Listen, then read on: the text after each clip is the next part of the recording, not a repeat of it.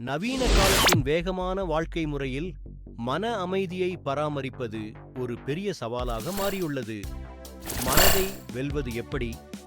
Mind management என்ற இந்த நூல் நமது அன்றாட சிக்கல்களுக்கு வழிகாட்டவும் ஒரு வழிகாட்டி போன்றது. மனதின் சக்தியை சரியாக பயன்படுத்தி ஒழுங்காக நிர்வகிக்க உதவும் சிறந்த உத்திகளை வழங்குகிறது. இந்த புக் சம்மரியில 10 முக்கியமான பாடங்கள் மற்றும் அவற்றை விளக்கும் கதைகளை காண்போம். இவை உங்கள் தினசரி வாழ்வில் நிச்சயமாக பயனுள்ளதாக இருக்கும். நம்பர் 1, கவலைகளை குறைத்தல். Reduce worries by writing tasks down. Raju ஒரு மாணவன். அவன் தினமும் படிக்க வேண்டிய பாடங்கள், வீட்டு பாடங்கள், விளையாட்டு போன்றவற்றை மறந்து கவலைப்படுவான். ஒரு நாள் அவனது ஆசிரியர், எல்லாவற்றையும் எழுதிவை, பிறகு ஒவ்வொன்றாக முடி என்று சொன்னார். ராஜு அதை பின்பற்றியதால் அவனது கவலைகள் குறைந்தன, பாடங்களும் சரியாக முடிந்தன. நம்பர் 2, இலக்கு தெளிவாகவை. Set clear goals. மீனா ஒரு டைப்பிஸ்ட்.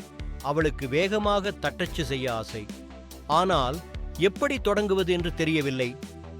ஒரு நண்பர், ஒரு வாரத்தில் நிமிடத்திற்கு 30 வார்த்தைகள் என்றும் அடுத்த வாரம் நிமிடத்திற்கு 40 என்று இலக்கு வைக்கச் சொன்னார். மீனா இலக்குகளை வைத்து பயிற்சி செய்ததால் 3 மாதத்தில் நிமிடத்திற்கு 60 வார்த்தைகள் என வேகமாக தட்டச்சு செய்ய கற்றுக்கொண்டாள். நம்பர் 3, மனதை ஒழுங்கமைத்தல். Organise with to do list. Suresh ஒரு அலுவலக ஊழியர்.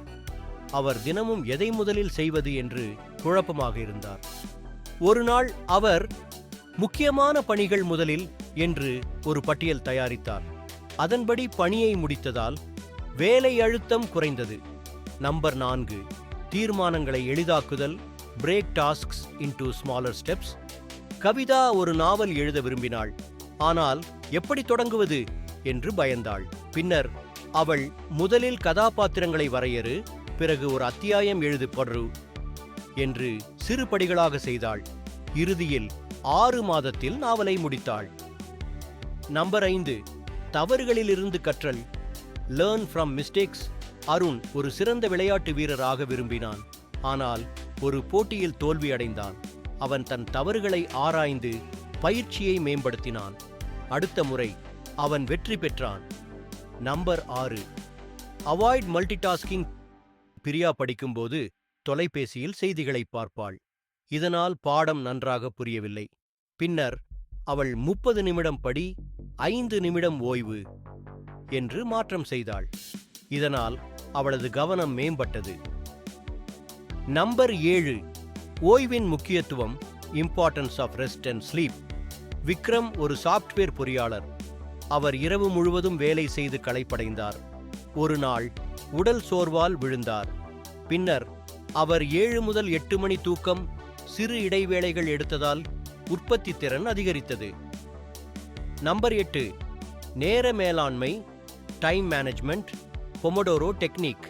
ரம்யா தேர்வுக்கு தயாராகும் போது நேரத்தை வீணாக்குவாள். பின்னர் அவள் 25 நிமிடம் படி, 5 நிமிடம் ஓய்வு என்ற பொமோடோரோ முறையை பின்பற்றினாள். இதனால் படிப்பு திறமையாக மாறியது. நம்பர் 9, உணர்ச்சி கட்டுப்பாடு. Emotional control. Meditation and breathing. மோகன் அடிக்கடி கோபப்படுவார். ஒரு நண்பர் மூச்சு பயிற்சி, டீப் பிரீத்திங் செய்ய சொன்னார். அவர் அதை பழக்கமாக்கியதால் கோபம் குறைந்தது, மன அமைதி கிடைத்தது. நம்பர் 10, வளர்ச்சி மனப்பான்மை. growth mindset. Keep learning. Latha ஒரு டீச்சர். அவருக்கு கம்ப்யூட்டர் பயன்பாடு தெரியாது. ஆனால் நான் கற்றுக்கொள்ள முடியும் என்று முயன்று ஆன்லைன் கல்வியில் நிபுணரானார். இந்த புத்தகம் வாழ்க்கையை முழுமையாக மாற்றும் ஒரு வழிகாட்டி. மனதை நாம் சரியாக நிர்வகித்தால் வாழ்க்கையின் ஒவ்வொரு பகுதியிலும் வெற்றியை அடைய முடியும். மன அமைதியும் வெற்றியும் மகிழ்ச்சியும் ஒரே நாணயத்தின் 2 பக்கங்கள். இந்த நூல் அந்த நாணயத்தை உங்கள் கைகளில் கொடுக்கிறது. நண்பர்களே, இன்று நாம் மனதை வெல்வது எப்படி என்ற புத்தகத்தின் முக்கிய பாடங்களை பார்த்தோம். இந்த 10 உத்திகளையும் உங்கள் வாழ்க்கையில் பயன்படுத்தினால் மன அழுத்தம் குறையும், உற்பத்தி திறன் அதிகரிக்கும், வெற்றியும் மகிழ்ச்சியும் உங்கள் கையில். இந்த வீடியோ உங்களுக்கு பிடித்திருந்தால் லைக் போடவும், சப்ஸ்கிரைப் செய்யவும். கருத்துகளில் உங்கள் அனுபவங்களை பகிர்ந்து கொள்ளுங்கள். முழு புத்தகத்தையும் வாசிக்க லிங்கை டெஸ்கிரிப்ஷனில் பாருங்கள். அடுத்த வீடியோவில் சந்திப்போம். வணக்கம்.